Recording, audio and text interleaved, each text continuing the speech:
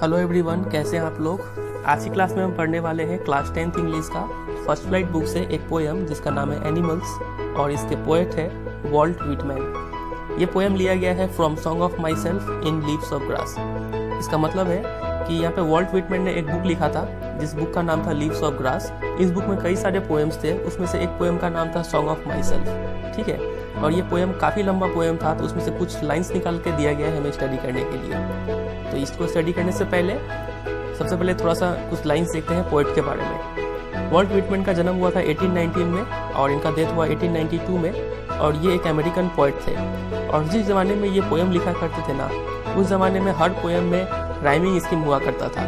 लेकिन vault Whitman एक हटके थोड़ा पोएम लिखना स्टार्ट कर दिए। इनके पोएम में एक स्पेशल फीचर होता था, वो फीचर ये था कि ये अपना पोएम्स फ्री वर्ड्स में लिखा करते थे। फ्री वर्ड्स में लिखने को क्या होता है, इसका मतलब ये होता है कि अगर कोई पोएम में राइमिंग स्कीम नहीं है तो उस पोएम को हम लोग बोलते हैं फ्री वर्ड्स में लिखा हुआ poem.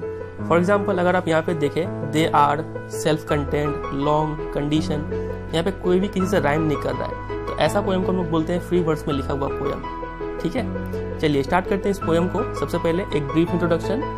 The poet tells us that he feels more at home with animals than humans, whom he finds complicated and false. सबसे पहले ये समझिए फील एट होम का मतलब क्या होता है। फील एट होम विथ का मतलब होता है कंफर्टेबल।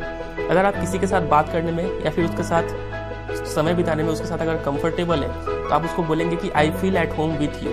ठीक है, तो यहाँ पे पोएट बोल रहे हैं कि वो एनिमल्स के साथ ज़्यादा फील एट होम महसूस करते हैं कंपेयर टू ह्यूमंस। वो ह्यूमंस जो कॉम्प्लिकेटेड होते हैं, कॉम्प्लेक्स होते हैं, उनको समझना मुश्किल है और फॉल्स होते हैं। फॉल्स मतलब जैसे दिखते हैं वो वैसे होते नहीं है, बाहर से बिहेव कुछ और करेंगे, अंदर से कुछ और होते हैं, लेकिन एनिमल्स में वैसा नहीं है। तो इसीलिए पोएट एनिमल्स से ज़्यादा कंफर्टेबल है कंपेयर टू ह्यूमंस। तो ये था ब्रीफ इंट्रोडक्शन, ऐसा व्यू पॉइंट है पोएट का। चलिए देखते हैं पोएम में क्या लिखा हुआ है। पोएट बोलते हैं, I think I could turn and live with animals, they are so placid and self content. तो पोएट यहाँ पे बोल रहे हैं कि वो यहाँ पे टर्न कर जाएंगे। टर्न करने का मतलब क्या होता है कि वो turn away from the human beings की तरफ से मुड़ के कहाँ मूव कर जाएंगे, वो एनिमल्स की तरफ मूव करेंगे। क्यों? क्योंकि animals are so placid. Placid का मतलब होता है काम, रिलैक्स्ड, शांत। ठीक है, एनिमल्स काफी शांत स्वभाव के होते हैं। And self content, self content का मतलब होता है सेल्फ डिपेंडेंट। वो अपने से ही मतलब रखते हैं, किसी से उनका कोई मतलब नहीं है। तो इसी रीजन से वो पोएट बोलते हैं कि वो ह्यूमन बींग्स के वहां से टर्न अवे करेंगे और मूव करेंगे towards the animals. I stand and look at them long and long. Poet बोलते हैं कि वो एक जगह खड़े होकर एनिमल्स को कई घंटों तक उन्हें देखते रहेंगे और वो थकेंगे नहीं। ठीक है, उनका ऐसा मन करता है। तो अब आगे यहाँ पे बताया गया है 6 रीजन्स जिस वजह से पोएट को एनिमल्स इतना पसंद है। यहाँ पे 6 रीजन दिया गया है, 1 2 3 4 5 6, इस वजह से पोएट एनिमल्स की तरफ अट्रैक्ट होते हैं। चलिए एक एक करके सबको डिस्कस करते हैं। सबसे पहला रीजन है कि they do not sweat and wine about their condition. Sweat and wine का मतलब होता है कंप्लेन करना। स्वेट का मतलब होता है टू वर्क हार्ड, वाइन का मतलब होता है टू कंप्लेन करना। तो ह्यूमन बींग्स क्या करते हैं, काफ़ी ज़्यादा वर्क हार्ड करते हैं अपने कंडीशन को सुधारने के लिए, ज़िंदगी को बिताने के लिए काफ़ी ज़्यादा मेहनत करते हैं और उसमें पसीना बहाते हैं। और मेहनत करने के बाद वो क्या करते हैं, वाइन का मतलब कंप्लेन करते हैं अपने कंडीशन को लेके कि हम बहुत कष्ट कर रहे हैं। ठीक है, मेरे लाइफ में ये प्रॉब्लम है, वो प्रॉब्लम है। तो ऐसा ह्यूमन बींग्स का नेचर होता है। लेकिन एनिमल्स कभी भी उतना मेहनत नहीं करते हैं और उतना अपना सिचुएशन को लेके कभी कंप्लेन नहीं करते किसी के सामने। तो ये पहला क्वालिटी है एनिमल्स में जो पोएट को अट्रैक्ट करता है उनकी तरफ। मूव करते हैं दूसरे क्वालिटी पे उनका। दूसरा है they do not lie awake in the dark and weep for their scenes. Dark का मतलब यहाँ पे है नाइट, वीप का मतलब पता ही है रोना, और सीन्स का मतलब कोई गलत काम। ठीक है, तो यहाँ पे बोला गया है कि ह्यूमन बींग्स क्या करते हैं कि अगर लाइफ में कुछ गलत काम कर देते हैं और उस गलत काम के कारण वो रात को देर तक जागते हैं और सारा रात रोते रहते हैं।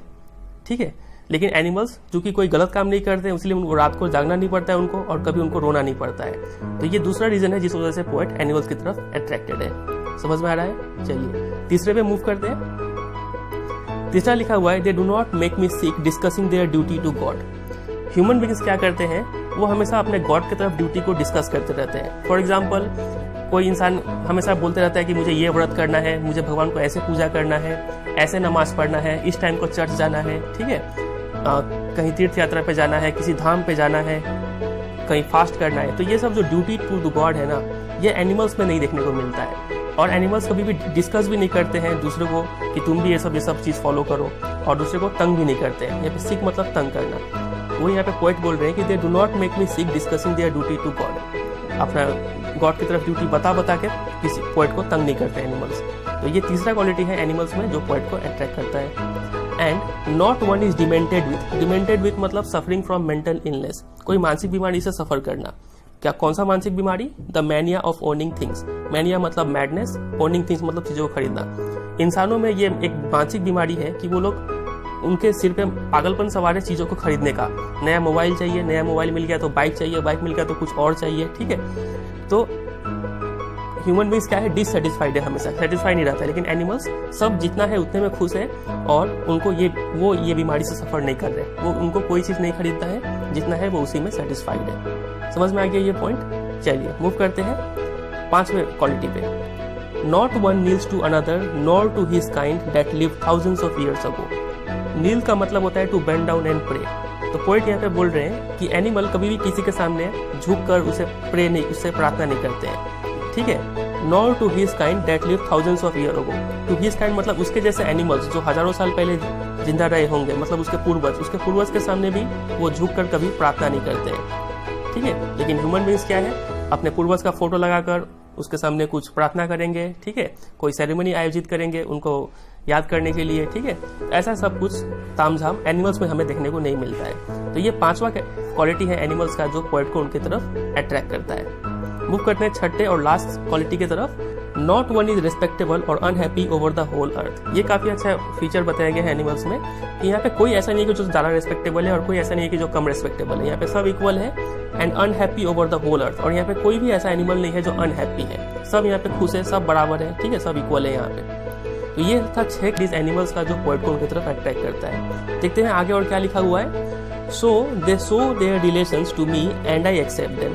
तो ये सब जो क्वालिटीज है, ये सब जो रिलेशन है, ये सब रिलेशन एनिमल्स पोएट को दिखाते हैं एंड आई एक्सेप्ट देम, ठीक है। और पोएट बोलते हैं कि मुझे ये सब रिलेशन एक्सेप्ट है, मुझे काफी पसंद है ये सब qualities. They bring me tokens of myself, they evince them plainly in their possession. They bring me tokens of myself. Tokens of myself का मतलब होता है ह्यूमन क्वालिटीज, ठीक है। For example kindness, innocence, absence of greed, honesty, self content, happiness, non complaining, satisfied, ये सब कुछ है। ये सबको बोलते हैं ह्यूमन क्वालिटीज या फिर true nature of human beings. किसी भी इंसान में ये सब क्वालिटीज होना चाहिए।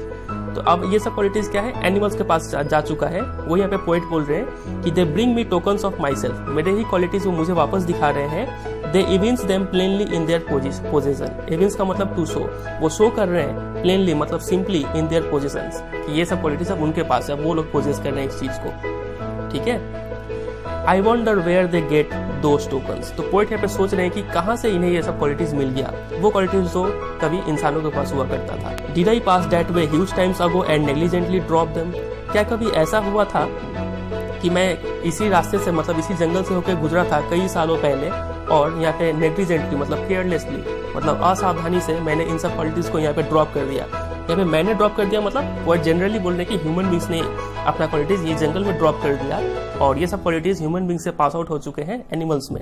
और आज का ह्यूमन बींग्स कंप्लीटली ऑपोजिट हो गया है जो पहले हुआ करता था, ठीक है। ये सब क्वालिटीज आजकल ह्यूमन बींग्स में प्रेजेंट नहीं है। तो इसी क्वेश्चन के साथ पोएट हमें छोड़ते हैं और हमें सोचने पर मजबूर करते हैं कि सोचा जाए कि हमें जो क्वालिटीज था वो कहाँ जा चुका है आज के ह्यूमन बींग्स में। तो यही है ये पोयम। चलिए अब देखते हैं कुछ पोएटिक डिवाइस क्या सब है यहाँ पे। तो जैसा कि आपको स्टार्टिंग में ही बता चुके हैं कि इस पोएम में कोई राइमिंग स्कीम नहीं है, ये पोएम फ्री वर्ड्स में लिखा हुआ है। चलिए मूव करते हैं पोएटिक डिवाइस पे। फर्स्ट लाइन अगर आप देखें तो यहाँ पे लिखा हुआ है आई think I could turn and live with animals. I sound को ज्यादा ही प्रोमिनेंट हो रहा है और आई एक वॉवेल है, तो प्रोमिनेंस ऑफ वॉवेल साउंड को क्या बोलते हैं हम लोग, एसोनेंस बोलते हैं, ठीक है। तो फर्स्ट लाइन में पोएटिक डिवाइस हुआ असोनेंस। मूव करते हैं दूसरे पे। थर्ड लाइन में अगर आप देखें तो यहाँ पे long and long 2 bar repeat हुआ है, तो पोएटिक डिवाइस यहाँ पे हो गया रिपीटिशन, ठीक है। अब यहाँ पे देखिए आप दे do not, they do not, they do not, 2 या फिर 2 से ज्यादा लाइन अगर सेम वर्ड से स्टार्ट होता हो तो वहाँ पे पोएटिक डिवाइस क्या है आपको बहुत बार बता चुके हैं, एनाफोरा है, ठीक है। सिमिलरली यहाँ पे not one, not one, not one, यहाँ पे भी पोएटिक डिवाइस हो गया एनाफोरा, ठीक है। तो 3 पोएटिक डिवाइस हमने देख लिया। मूव करते हैं चौथे पे। चौथा आप यहाँ पे देखिए मेक मी। आप ही बता सकते हैं यहाँ पे कौन सा पोएटिक डिवाइस है। 2 वर्ड स्टार्ट हो रहे हैं विद द कॉन्सोनेंट साउंड, ठीक है। तो repetition of consonant sound at the beginning of the word क्या कहलाता है, एलिट्रेशन कहलाता है। कई बार बता चुके हैं आपको। सिमिलरली यहाँ पे भी अगर आप देखें वॉन्डर वेयर, तो वह साउंड रिपीट हो रहा है एट द बिगिनिंग, तो ये भी हो गया यहाँ पे एलिटरेशन। अगला पोएटिक डिवाइस हमें स्वेट एंड वाइन में देखने को मिलता है, वो पोएटिक डिवाइस है मेटाफर। मेटाफर का मतलब क्या होता है कि किसी और चीज़ को लिखकर हम लोग किसी और चीज़ को रेफर करते हैं, तो उसको बोलते हैं मेटाफर। फॉर एग्जाम्पल अगर आप यहाँ पे देखें, स्वेट एंड वाइन के जरिए पोएट यहाँ पे रेफर करना चाह रहे हैं to the cries and complaints of human beings. ठीक है, तो लिखा हुआ है स्वेट एंड वाइन, लेकिन इसका मतलब क्या निकल रहा है, ह्यूमन बींग्स का कंप्लेंट करने का आदत। तो इसीलिए यहाँ पे पोएटिक डिवाइस हो रहा है मेटाफर। और एक जगह मेटाफर देखने को मिल रहा है यहाँ पे, ये रहा टोकन्स में। टोकन्स का मतलब ऐसे होता है सिंबल्स, ठीक है, लेकिन यहाँ पे टोकन्स का मतलब यहाँ पे बताया गया है to the qualities of human beings. Human beings का जो इनर क्वालिटी है उसको यहाँ पे टोकन बताया गया है। तो लिखा हुआ है टोकन, लेकिन मतलब कुछ और निकल रहा है, तो यहाँ पे भी पोएटिक डिवाइस हो गया मेटाफर। तो ये हुआ 5 यहाँ पे पोएटिक डिवाइस। सबसे पहला था असोनेंस, दूसरा हो गया आपका रिपीटेशन, तीसरा हो गया एनाफोरा, यहाँ पर भी एनाफोरा, चौथा हो गया एलिटरेशन मेक मी में और वंडर मी में, और 5वां हो गया मेटाफर स्वेट एंड वाइन में और टोकन्स में। उम्मीद करते हैं आपको आज का